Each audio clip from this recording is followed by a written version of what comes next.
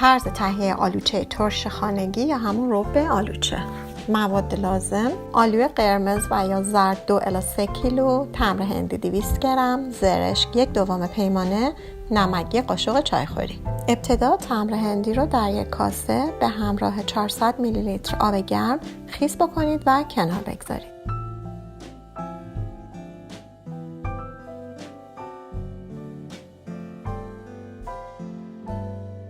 قابلمه رو روی حرارت معمولی رو به بالا قرار بدید. آلوها رو پس از شستن داخل قابلمه بریزید. همچنین زرشک رو اضافه کنید. 1 پیمانه آب هم اضافه کنید. درب قابلمه رو بذارید و اجازه بدید مواد به جوش بیاد. بعد از اینکه مواد به جوش اومد به آرامی و با قاشق مواد رو زیر و رو بکنید و اجازه بدید مواد به جوشیدن ادامه بده تا تمام آلوها کاملا له بشه. در این مرحله نیاز به گذاشتن در قابلمه نیستش.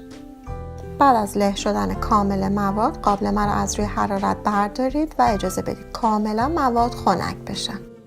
بعد از اینکه مواد کاملا خنک شدن نوبت صاف کردن آلوها میرسه. آلوها رو از یک صافی رد بکنید و با دستتون مواد رو کاملا فشار بدید تا آب آلوها از هسته و پوست جدا بشه. اگر این کار رو با دستکش انجام بدید بهتر هستش، چون ممکنه دستتون به خاطر هسته آلوها صدمه ببینه.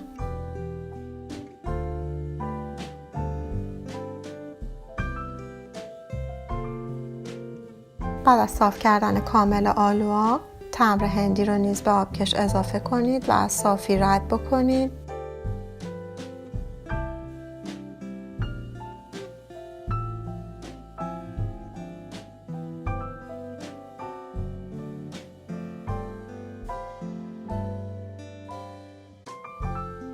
پوره صاف شده رو دوباره به قابلمه منتقل بکنید.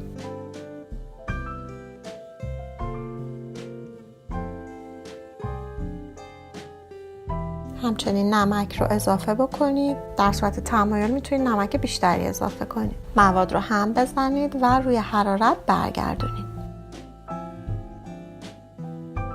روی حرارت اجازه بدید مواد کاملا به جوش بیاد و مواد باید انقدر بجوشه تا تمام آبش گرفته بشه و به صورت کاملا غلیظ در بیاد. شعله گاز ملایم نگه دارید، چون در زمان جوشش این آلوچه ممکنه قطراتش به بیرون بپره. هر چند وقت یه بار هم بزنید تا ته نگیره. غلظت این آلوچه بستگی به تمایل شما داره. اگر میخواین کاملا میتونید بذارید آبش کشیده بشه و سفت بشه، یا اینکه میتونید یه مقدار به حالت شلتر اون رو از روی اجاق بردارید. بعد از اینکه آلوچه به غلظت مورد علاقه من رسید از روی اجاق برش داشتم. اجازه بدید کاملا خنک بشه.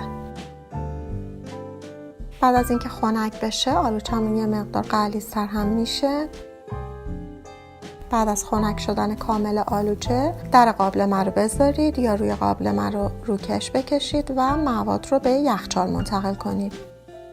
بعد از اینکه آلوچه‌مون در یخچال کاملا سرد شد میبینید که غلیظ‌تر هم شده و آلوچه کاملا آماده هستش. میتونید اونو داخل یک ظرف سربسته یا پلاستیک قرار بدید. هم در پخت و پز میتونید ازش استفاده کنید به عنوان رب آلوچه، یا اینکه میتونید به شکل آلوچه به صورت اسنک میل بکنید. بسیار ترش و خوشمزه.